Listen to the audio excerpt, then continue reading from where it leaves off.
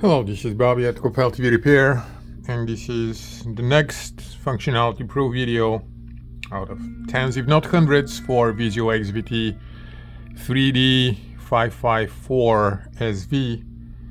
I cannot read the name of this, I'm sorry, but the customer will recognize their own signature. Signature on the heatsink is not a good idea, by the way, because this heatsink can be put on any other board.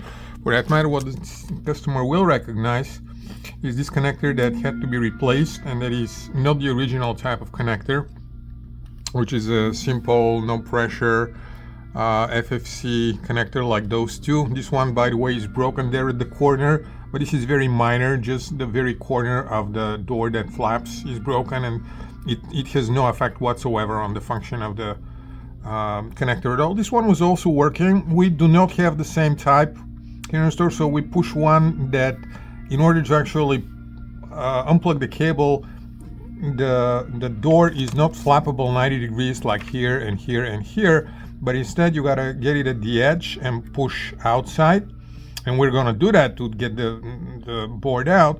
But when installing, of course, this will need to be plugged in, and then this black door or cover or flap needs to be pushed in to actually press the cable against the contacts.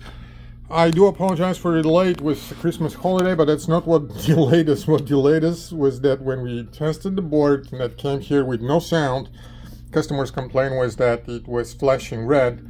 Well, it wasn't flashing red for us after we did reflow the processor, but it did start doing it afterwards, after we replaced the connector, and it was flashing red really bad.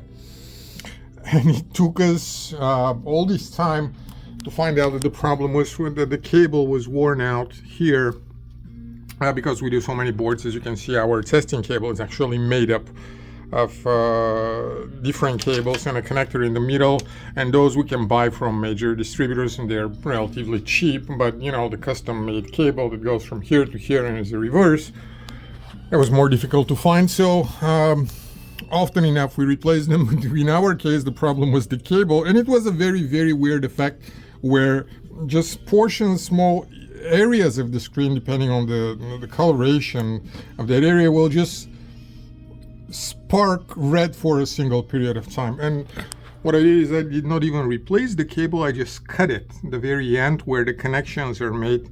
And I've done many other videos that show that.